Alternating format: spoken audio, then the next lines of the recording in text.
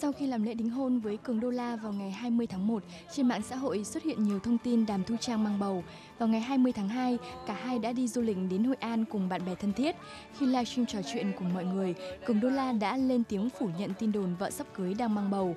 Bên cạnh đó, nhiều người cho rằng cặp đôi đang đi tuần trăng mật ở Hội An, nhưng Cường Đô La đã nhanh chóng phủ nhận. Sau hơn một năm hẹn hò, Cường Đô La và Đàm Thu Trang đã tổ chức đám hỏi ở Lạng Sơn, quê nhà Đàm Thu Trang vào hôm 20 tháng 1. Tuy chưa làm đám cưới nhưng Hoa Khôi xứ Lạng đã được xem là con dâu chính thức của nữ đại gia Nguyễn Thị Như Loan. Dịp Tết Nguyên đán vừa qua, Đàm Thu Trang cũng đã về Gia Lai ăn Tết và đi du lịch với gia đình nhà chồng. Được biết, lễ cưới của Cường Đô La và Đàm Thu Trang sẽ diễn ra vào tháng 5 năm 2019.